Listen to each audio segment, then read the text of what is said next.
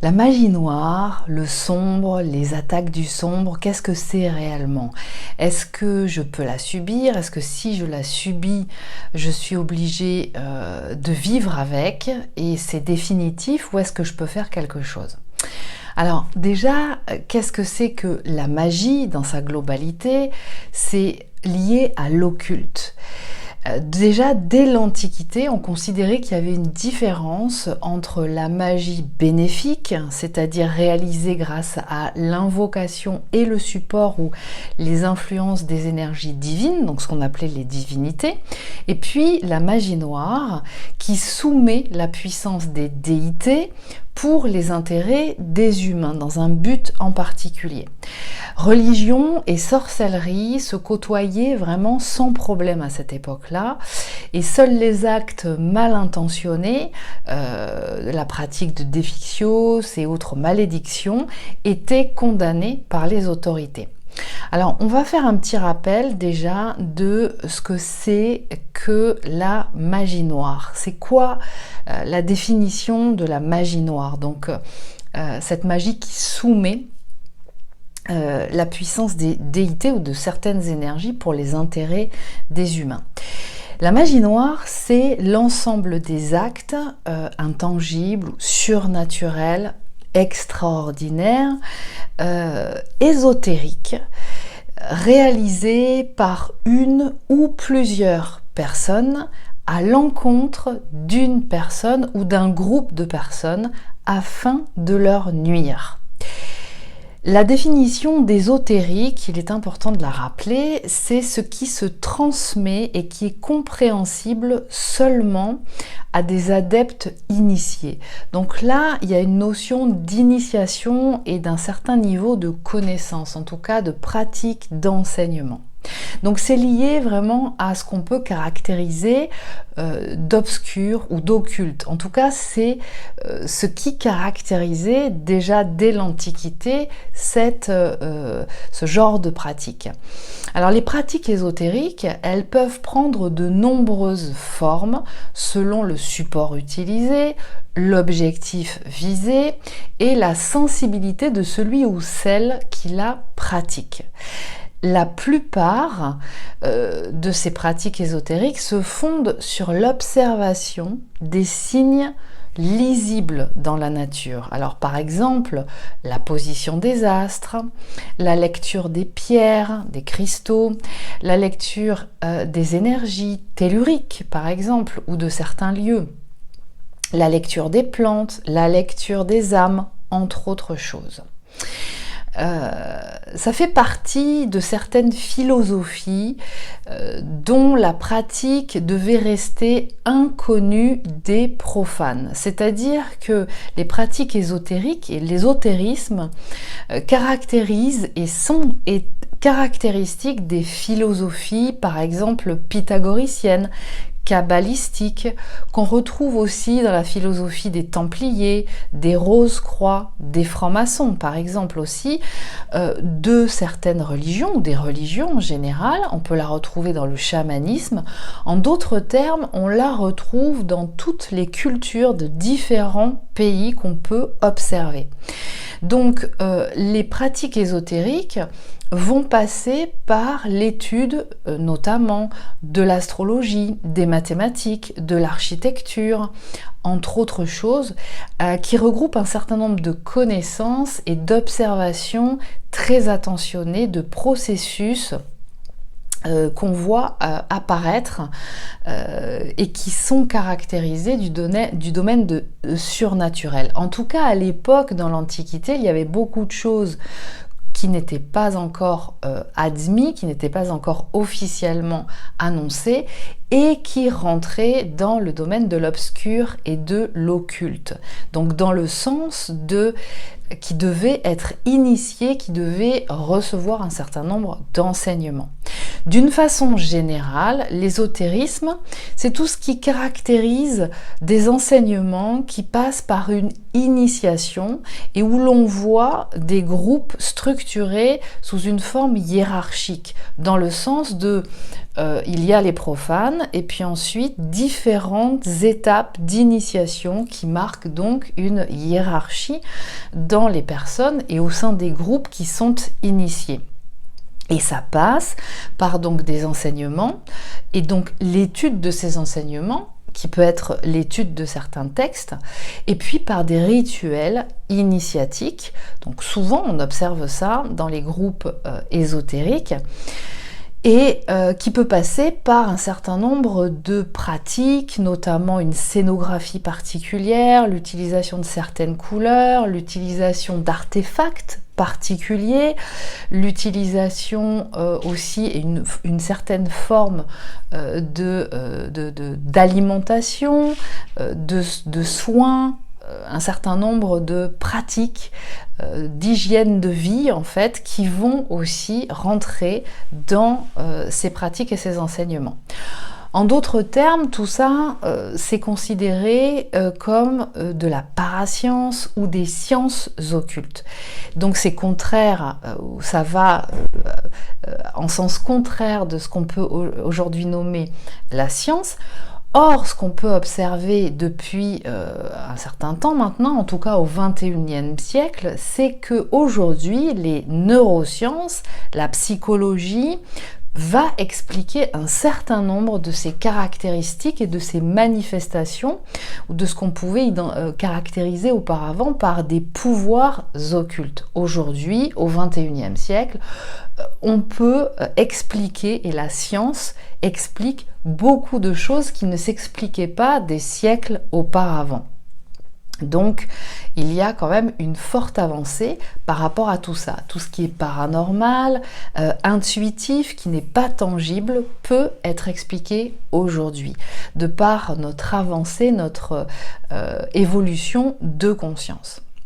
Donc, la différence entre la magie noire et la magie dite blanche, elle se fait au travers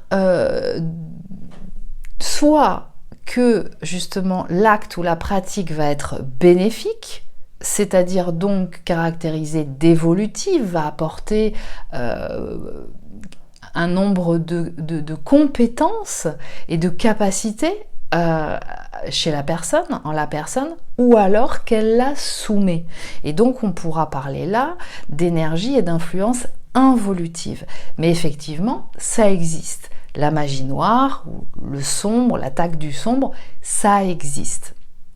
Donc, subir la magie noire, ça reviendrait à ressentir, concrètement parlant, des blocages, des empêchements. Ce qu'on pourrait dire avoir la poisse, ça peut se traduire par des problèmes de santé incessants qui reviennent constamment, dont on n'arrive pas à se sortir, des difficultés d'évolution. C'est-à-dire tout ce qui va m'amener à l'opposé de l'abondance. Je n'arrive pas à évoluer dans ma vie, gagner suffisamment bien ma vie. J'ai toujours des problèmes matériels, mon véhicule qui tombe en panne, mes appareils qui tombent en panne, je ne me sens pas bien dans ce lieu, etc., etc. Et donc, ils sont issus d'actes occultes pratiqués par des initiés, par une personne en particulier, mais qui peuvent aussi être pratiqués par un collectif d'initiés. Et en règle générale, on peut les voir pratiquer et les observer pratiquer par un collectif au pouvoir. L'objectif de la magie noire étant de maintenir un pouvoir d'une ou d'un groupe de personnes sur d'autres personnes, qui donc les soumet. Je vous laisse réfléchir à cette définition-là. Voilà. Mais donc, dans ces cas-là, ce qui se passe, c'est que, au travers de ces pratiques, sont élaborés un ou plusieurs programmes involutifs, délibérément développés, activés, et il est possible de le faire. Il est à connaître et à savoir en tout cas que lorsque ces actes sont commis intentionnellement par une ou plusieurs personnes, ça a un impact quand même sur la personne ou le groupe de personnes qui les commet. Ça va venir développer, et en tout cas chez ces personnes, il va falloir continuellement en fait se connecter, soumettre certaines énergies et s'associer et s'allier et invoquer certaines énergies involutives. Donc ce n'est pas sans conséquence pour la personne ou les personnes qui le pratiquent. Néanmoins, si je ressens que par exemple quelqu'un se détourne de moi, me rejette, ou que je n'arrive pas à réussir un examen que j'essaye régulièrement d'avoir, si par exemple j'ai des problèmes avec une institution qui vient constamment me surveiller, et que par exemple les impôts viennent constamment me réclamer des sommes astronomiques et que je n'arrive pas à m'en sortir financièrement, ça ne veut pas forcément dire pour autant que on a commis de la magie noire sur moi, ou que ce sont les attaques du sombre. C'est peut-être aussi parce que si quelqu'un se détourne de moi, eh bien cette personne n'est pas vraiment concordante avec moi, ou que je n'ai plus rien à faire avec elle. J'ai suffisamment évolué pour faire en sorte que, quelque part, nous n'avons plus rien à faire ensemble. Si je ne réussis pas certains examens, que je recommence régulièrement, c'est peut-être parce qu'il y a un problème en termes de formes d'intelligence qui ne sont pas assez développées chez moi. Donc il y a quand même quelque chose d'autre à aller regarder. En tout cas, si vous vous sentez bloqué ou en difficulté dans votre vie, il est important de consulter un professionnel de santé, si notamment vous avez des problèmes de santé ou régulièrement des symptômes physiques que vous ressentez régulièrement, comme par exemple un médecin, un thérapeute, un spécialiste dans un domaine, un psychologue, afin de faciliter un diagnostic d'un mal physique qui serait réellement présent, pour pouvoir justement réaliser l'ensemble des examens nécessaires et de favoriser une prise en charge. Que l'origine en soit ce qu'on peut appeler la magie noire, ou alors des attaques du sombre, ou pas. Si le mal persiste alors que vous avez réalisé un certain nombre d'examens, que vous avez consulté auprès de spécialistes de santé par exemple, ou spécialistes d'autres domaines, et que les résultats d'analyse ne donnent aucune explication cohérente à ce que vous vivez, ce que vous ressentez, aux symptômes que vous vivez, ou confirmation de diagnostic ou un pronostic vital est réellement engagé, alors à ce moment-là, quand vous avez ces résultats-là, orientez-vous vers un professionnel expérimenté dans l'identification de programmes involutifs qui sont présents et justement la reprogrammation de tout ça. Parce que oui, il est possible de reprogrammer ces actes, d'accord ? Il est possible de transformer ces programmes, quel que soit le programme, que vous appeliez ça de la magie noire, des attaques du sombre, il est tout à fait possible de reprogrammer. Quand un programme est manifesté, que ce soit issu d'une ou plusieurs personnes et dont vous êtes la cible, eh bien, à ce moment-là, ces programmes sont enregistrés dans la banque de données mémorielles du subconscient. C'est ce qui correspond à ça. D'accord ? Et Jung parlait de ces animaux sauvages qui sont encore actifs et qui sont issus de ces énergies, issus des mémoires enregistrées dans le subconscient et qui sont toujours en action. Et donc, il est possible que ces mémoires, toujours en action, vous amènent à des comportements involutifs, vous amènent à générer un certain nombre de situations qui vous appellent, dans lesquelles vous vous retrouvez et qui peuvent amener jusqu'à un état de santé défavorable, etc.